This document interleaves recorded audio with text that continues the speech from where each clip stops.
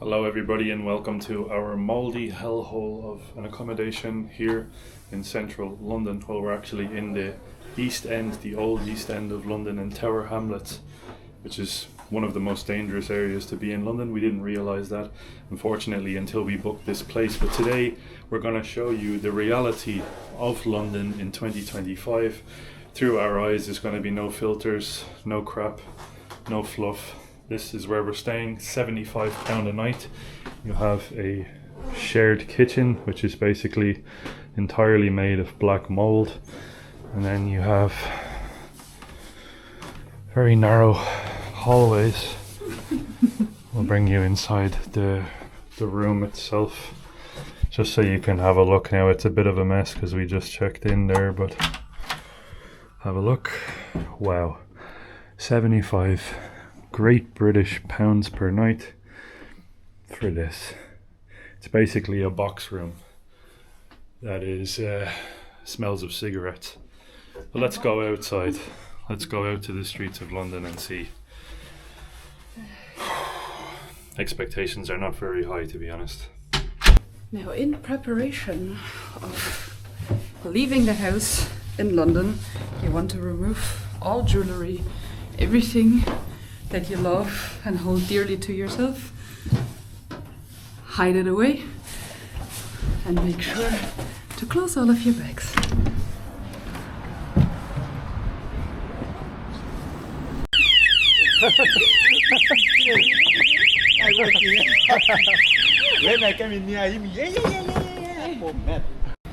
Because of the timeline of events, we're very likely going to post the actual protest first, but this now is our very first day in London, and let me tell you something, I am terrified to be here. We traveled so many countries, lots of them dangerous as well, but this really takes the cake. I never wanted to come to England. I was never interested in coming here because I know it's a dangerous place, and well, this is our very first impressions. Hello? Are you okay? I don't have nuts. I'm sorry. You alright? You okay? Go away. Oh my days. What are you doing? You don't want to here. Probably asking yourself, why the hell are these guys staying in East End? Well, we did very little research, and we're also traveling on a budget, obviously. We spent most of our travel so far in Asia, and if you don't want to spend 150 to 500 plus pounds per night, you have to come to some of the lesser privileged areas, I guess. So this is just what it is. We're already seemingly in a not so nice area, but we're going to show you the good, the bad and the ugly, I guess, of our experience while we're here. We're only in London for a very short time, the main reason being for the 13th, but yeah, we're going to show it as it is. This, what I'm doing right now, is something that you have to be very careful of while being in London. Phone snatching is a huge thing. There's literally gangs that operate here in London that will snatch the phone clean out of your hand. So I have a crossbody bag with me today, strapped closely around my chest. I'm going to be basically taking it in and out as we go. But yeah, it's a shame when you have to think about these types of things. We had to take off all of our jewellery. We both have wedding rings. I have a nice watch. All of that stuff can't come with us as we go out to explore the streets of London today. So we made it to Stepney Green, and believe it or not, we wanted to take the underground from Stepney towards the centre of London, but there's strikes on the underground, so there's actually no trains running at the moment. So the stations themselves are quite literally empty. Now this seems to be a pretty old station. It's actually quite cool looking from the outside, but it looks rather desolate. But there's nobody actually using these stations because strikes are on conveniently perfectly timed, right around the time of the protests that are happening during the weekend. So what we're going to do today is basically just walk. We're going to walk from East End, so from Stepney, from Mile End, towards the centre of London. And yeah, we're going to be on foot basically all day, documenting the whole experience. So that's going to make it probably even more interesting, because we're not going to be taking public transport because we can't. I was just going to talk about how interesting this is, that they have an ATM built into an old phone box, and it's just been completely defaced, and you've got different stuff all over it, from the Palestine crowds to the pee-pee poo-poo man. It's an interesting little thing. You don't see these things in Ireland.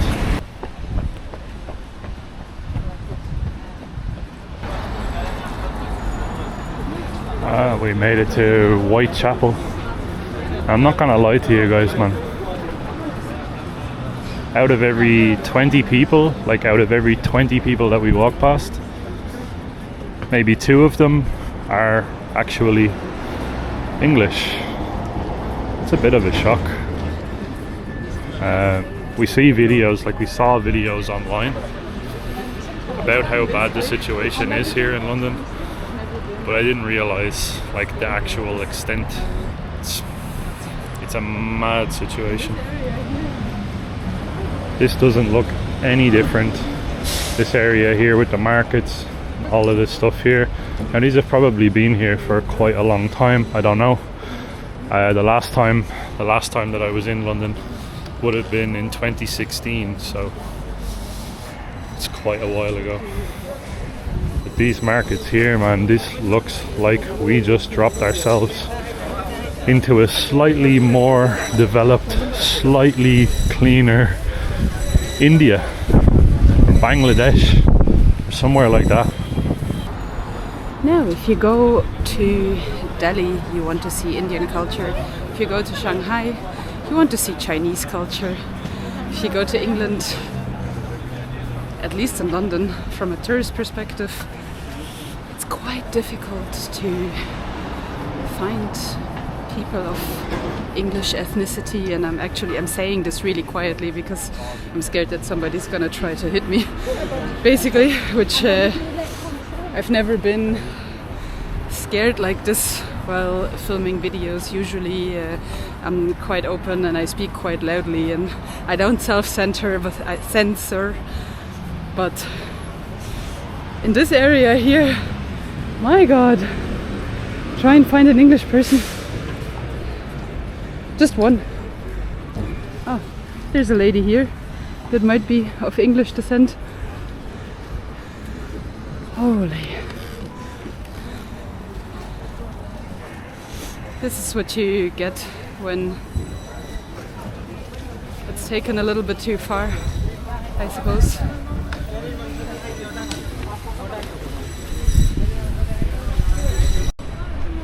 If you want to buy scarves, hijab, those types of things, Whitechapel seems to be the place for you. They also have typical English food as well. You've got shawarma, you've got halloumi, beetroot and feta, beef shawarma, chicken shawarma. It's all halal as well. So right in line with the history of England, I want to say. They've got falafel too, very typical English food. You can get 4 for £10 as well. Wow, an absolute bargain, isn't it? Good bargain. Super bargain. Not bad.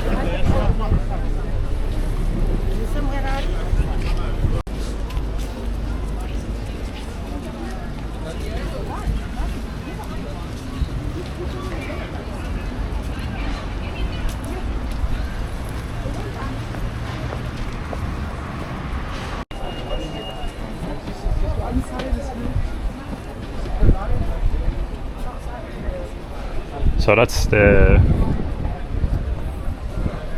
language that's being used in England now. I always thought it was English, coming from Ireland where we used to speak Irish and now we speak English. I've never seen changed. this. I've never seen this in Europe. This is insane.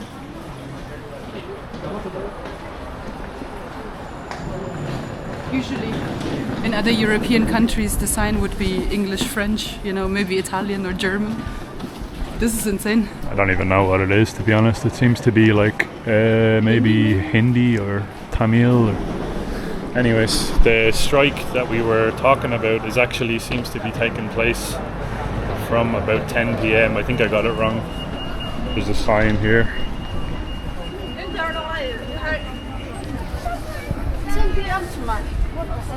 So from then on you basically need to figure out the buses, but that's alright, we're gonna walk anyways because I think I'm enjoying walking around here. Right now the larger trains seem to be operating, some of them, but the underground seems to be entirely out, and then just kind of certain trains are operating, but you know, very convenient at a very good timing when lots of people are gonna come to London for the strike, for the protest, not for the strike. Got the famous Greggs. Maybe I can like run inside and snatch up a sausage roll and walk out. Seen loads of videos where people just walk in here, grab everything that they want and walk out and don't pay, and no one seems to have a problem with it. Greggs. One of the biggest things that I'm actually noticing walking past all of the shops here is that none of the sales clerks, the sales assistants, literally none of them are actually of English descent. It's insane to see. Just kind of, you know, if you're thinking about like a society and how it operates with each other, like, you know, usually you would have kind of, you know, whatever mom and pop shop on the corner that you trust, that your family went to for, you know, decades or whatever. That just doesn't seem to exist here. It's just all in foreign hands from the look of it. And lots of the products that you can buy around here are actually the same products that we were able to buy in India or in Sri Lanka or, you know, China or wherever. It's really crazy to see. I came here thinking, well, obviously I had my own little bias and stereotypes obviously coming here because I've seen lots and lots of it in the news, but I didn't know how far the entire situation has been taken, and I thought that I would be able to see like a little bit of English culture or experience, whatever that means, but no chance. Some more typical English food here. A whole assortment. Jalebi. Jalebi, baby. Wow. Wow, you've got everything. This looks to be like a proper mixture of loads of different parts of India. Don't get me wrong, I actually love Indian food. I'm a big fan. But wow, this is mad. Ooh. I don't even really need to talk, do I? I'm just gonna let it roll. Wow, look at these dresses, man. Very quintessentially British. You've got a typical mural here where you've got Tamil, and it's in the Tamil colours as well. It's actually kind of similar enough colours to like Tamil tigers or something like that. Brick Lane EI, and then underneath you've got more Tamil as well, and this is the Sari squad. Our ideas are better than yours. I really don't think so. Yes guys, so we made it to Brick Lane, and believe it or not, they have all of the authentic British food here. You've got Indian kitchen, Bangladeshi kitchen, you have a Bengal village, which is again I believe somewhere in northern India. It's the finest Indian cuisine there, the yellow one, and the green one is a Balti house as well. And then you also have a Turkish or an Indian barber shop as well there. So you've got everything that you could need. And don't worry, across the road as well you have an international supermarket. All of the things that accurately represent where we are. We have indeed made it to the Brick Lane Masjid. I have not seen, surprisingly enough, I have not seen the church.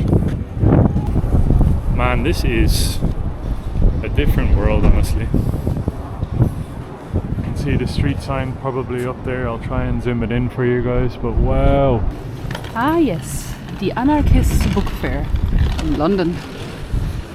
Because lawlessness is exactly what London needs right now.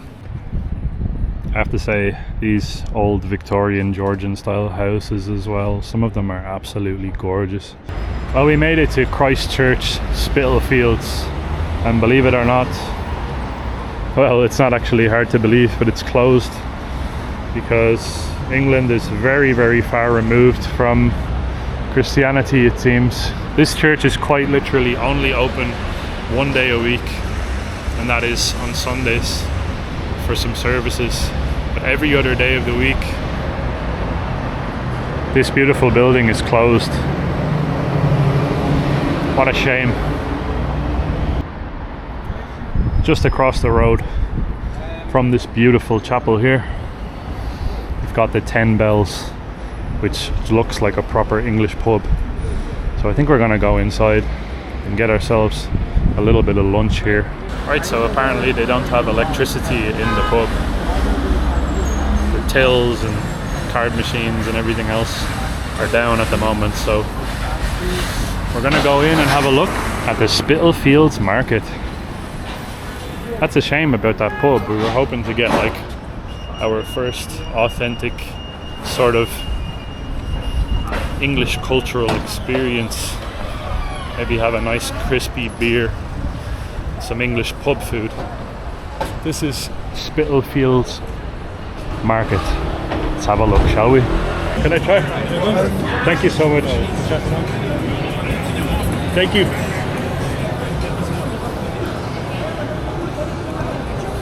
It's like a buttery naan bread. Spitalfields Market has been around since I think 1600s maybe. Proper old place. And you can see it, the way it's constructed in these proper beautiful red brick houses here along the side. And it's actually massive. And you've got loads of sort of modern places that are built into it. So loads of different stalls that are selling things like donuts and coffee and pancakes and pizza and everything else in between.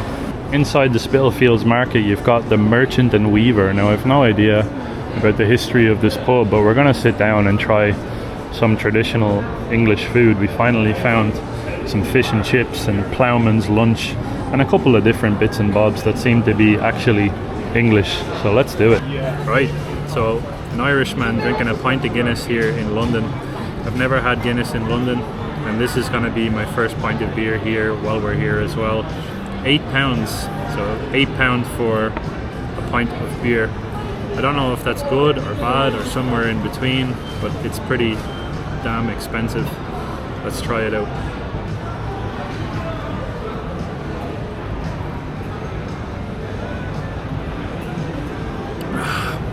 I didn't even get close to splitting the G, but that's actually not half bad. It's cold, creamy, not bad at all. For £8, it's pricey, but where we are in the middle of Spitalfields Market, I guess it's to be expected.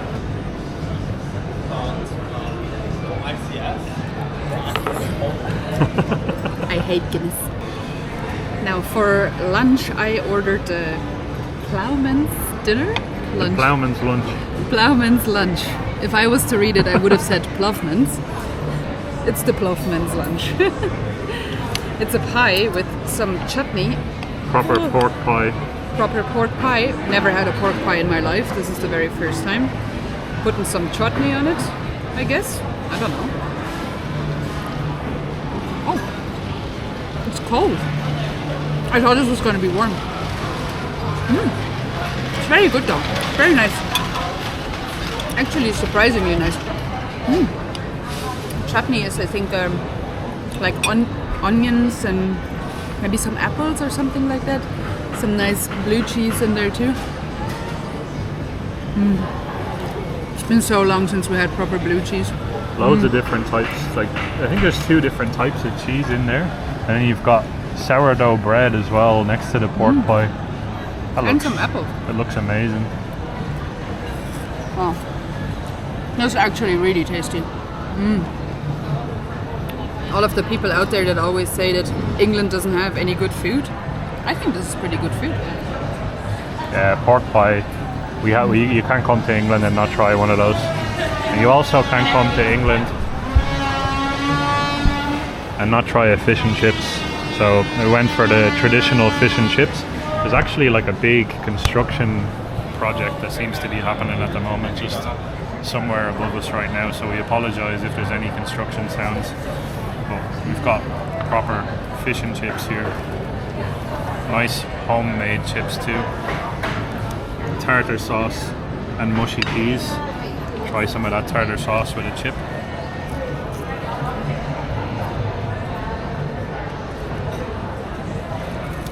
Wow, I've missed that. Look at the quality of this fish. Real fresh battered cod go into the tartar sauce as well. Look at this. That's the money shot right there.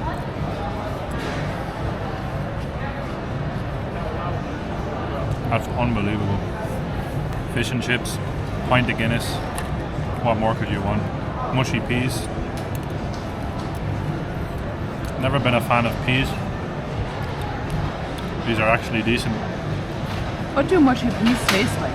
Just peas. Is it literally just squashed peas? Just squashed peas. Can I try? Yeah.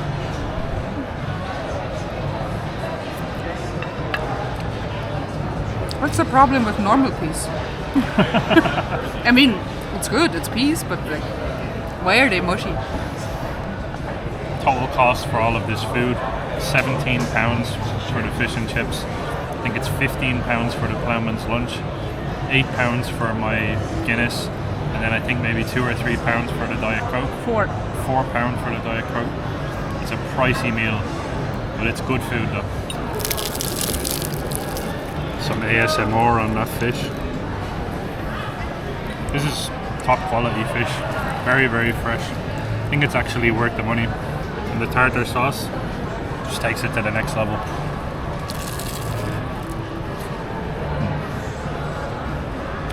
Very, very good. Fuel for the rest of our day here.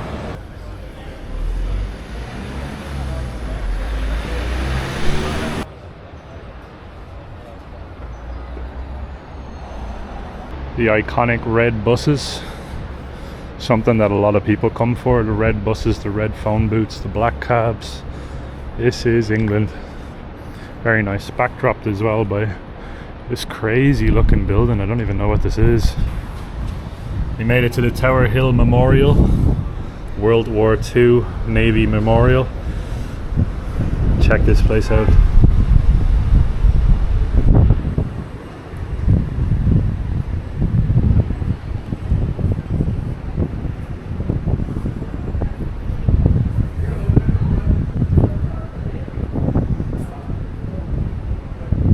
It's beautiful. Men and women who passed away in the Navy, British Navy. Their names all the way up and down. Beautifully preserved. Absolute heroes who died defending. These people died defending England. And nowadays people encourage, there's a lot of people that are actually encouraging people to spill across the border into this country. And now without one single bullet being fired, it feels like it's a very, very changed city, I can tell you that much. The area where we're staying doesn't feel like you're in England.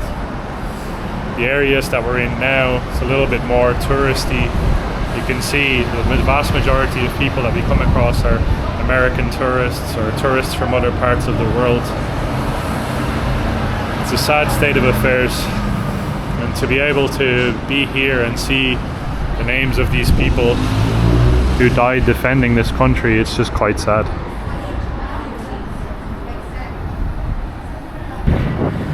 on this side you actually have the First World War, so 1914 till 1918, and then on the other side you have the Second World War. Now this is all people that served on Navy ships, and it actually also explains why they have the poppies here, because poppies is usually a sign for the First World War. And Flanders Fields, where of course the English, the Belgians, the French and so on fought the Germans. And the grounds here of the memorial itself, absolutely stunning, perfect. It's gorgeous. It's kind of in the center, I guess, of the Citizen M hotel over there, and a couple of other interesting buildings around here too, like this one up here. I'm not too sure what that is, to be honest. Looks like a statue of a Greek god or something like that up there. Now I actually got it. So this rondel here is Second World War, so 39 till 45, and then the straight hall across is this hall here, First World War. 1914 till 1918. So this here is World War One, and behind me here is World War Two. Wow. It wasn't entirely obvious at the entrance. I got a little bit confused. Yes. There's a homeless gentleman over there on the bench in the World War Memorial. That's an interesting contrast to the modern state of affairs here in London, but nonetheless, have a look at this. It's beautiful. This bench here says, "To the memory of Lieutenant Colonel General J. Stevens, TD, late president of Ye Old Musketeers Club, in recognition of his services to charity in the 11th of March 1971.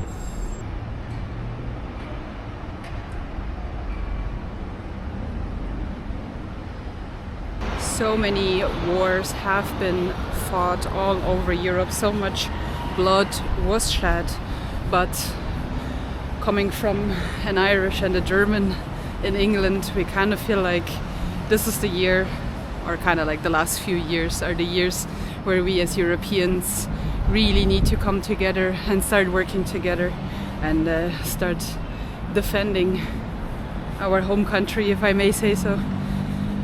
Because it kind of feels like we're losing our traditions and we're losing our origin story step by step, to the point where nobody will remember anymore, and that would be very, very devastating.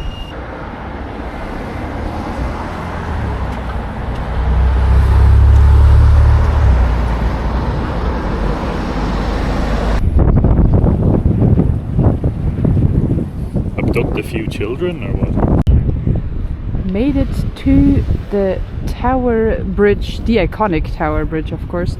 And from here it looks like you can take lots of different sort of water taxis, Thames water taxis, and you can also, of course, see the river itself, but it's kind of very brown and lots of garbage is swimming around here. It's proper filthy. It's proper dirty, yeah. But you do have a nice view sort of over the skyline of London itself, and then over here you also have a large warship that now is a museum, which I believe is from Belfast.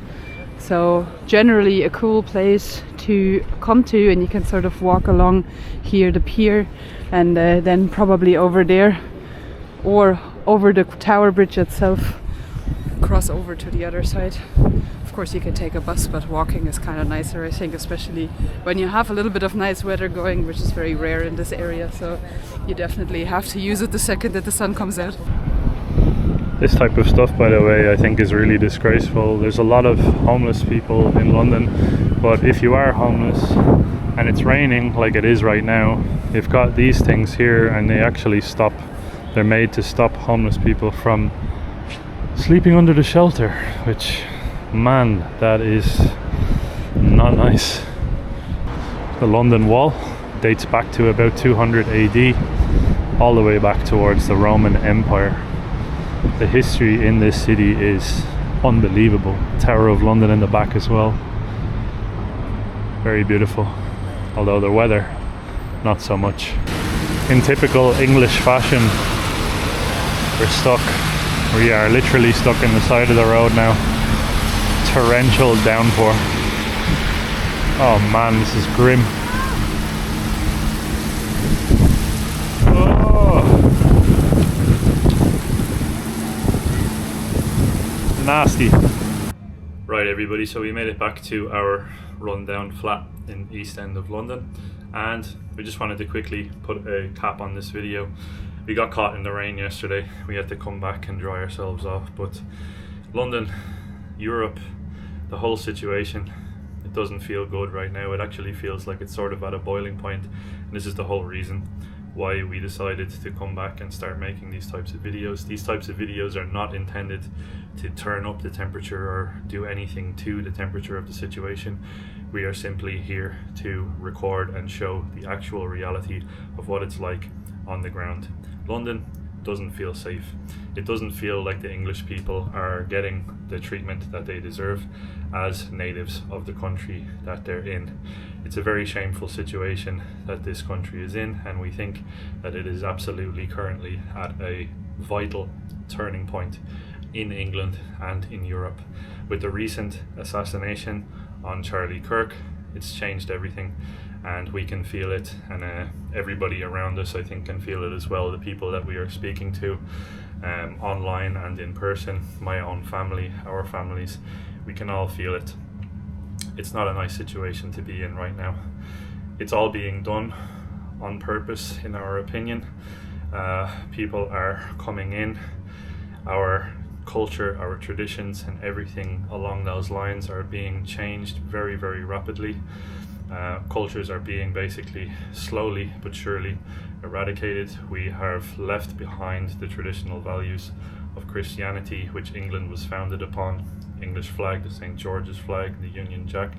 The Irish flag represents the unity between Catholics and Protestants of Christianity. All of the flags in the continent of Europe represent Christianity for the most part. Most of them do, and it is just a sad situation that's currently happening, and that's the reason why we're making these videos. So if you do appreciate it, if you are someone who is worried about the current situation, you're probably going to want to stick around here with our channel, because we're going to be one of the few channels that are going to just openly speak about what's going on. This isn't about color, this isn't about religion, this is about the situation that we are worried about right now, and we actually need to do the opposite of dividing people further.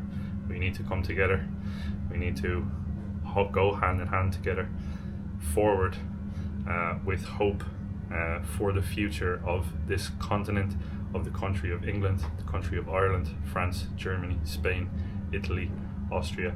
All of the great countries in Europe need to band together peacefully.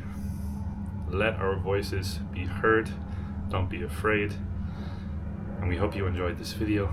There's much more to come.